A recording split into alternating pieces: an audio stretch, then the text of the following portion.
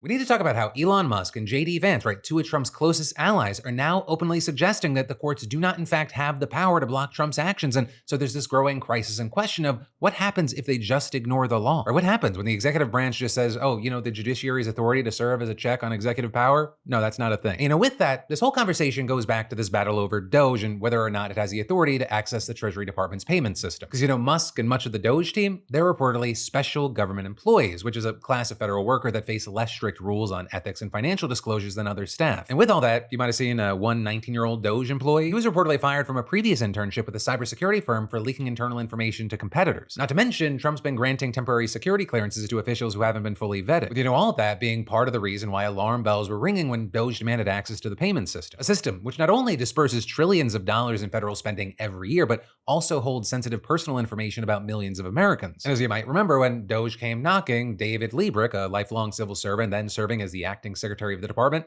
he turned them away. But then, boom, he got placed on administrative leave, with the Senate then confirming Trump's pick as the new secretary and Liebrick resigning a few days later. And very quickly, we saw with Trump's guy in charge, Musk's team was given access to the payment system, which then led to 19 Democratic attorneys general suing the administration, alleging that giving access to DOGE's special government employees violated federal law, with them also arguing that DOGE's access to the Treasury records could interfere with funding already appropriated by Congress. And there, notably, Musk claimed that his team only had read-only access to the system and just planned to review payments as part of an audit process. But then, you had reporting by the Associated Press contradicting that claim, with sources there claiming DOGE officials originally sought access in order to stop money from flowing to USAID. And then, with all that, this weekend you had a federal judge temporarily halting access to the payment system for all but a few, including civil servants who have passed background checks and need to access the system to keep it running, with the judge also ordering the destruction of any downloaded information from the payment system by anyone given access to it since January 20th. And the judge there citing a risk of irreparable harm and adding, the risk that the new policy presents of the disclosure of sensitive and confidential information and the heightened risk that the systems in question will be more vulnerable than before to hack it. With us then seeing Musk in response calling the decision absolutely insane and claiming something super shady is going to protect scammers. But from there, the criticism has gone from expressing disappointment or disagreement with the judge's decision to questioning his authority and calling for him to be removed. Or with Trump, for example, saying no judge should frankly be allowed to make that kind of a decision. It's a disgrace. With then Musk sharing a reaction by conservative commentator Glenn Beck and adding a corrupt judge protecting corruption. He needs to be impeached now. With Musk also sharing another post suggesting that the Trump administration may have no other option but to defy the judge's ruling. And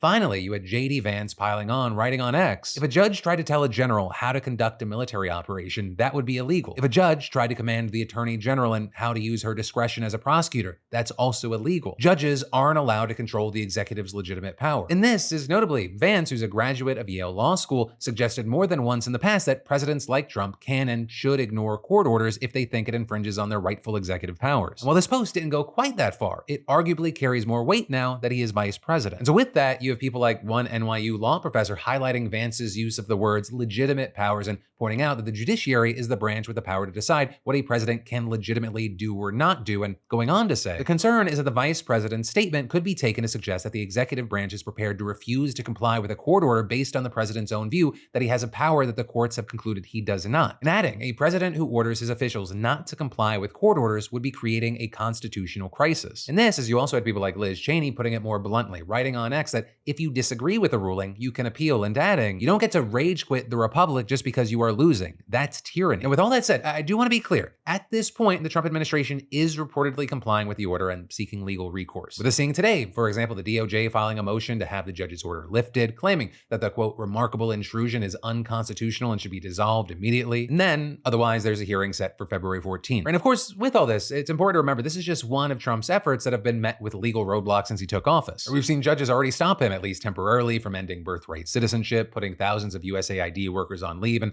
transferring transgender female inmates to male prisons. And this is today, a judge will be deciding on the fate of the buyout offer sent to almost all federal employees. And so right now, with Trump already proving his willingness to push the envelope of presidential authority, you have people wondering, where would he stop? And what would happen if he just ignored the authority altogether?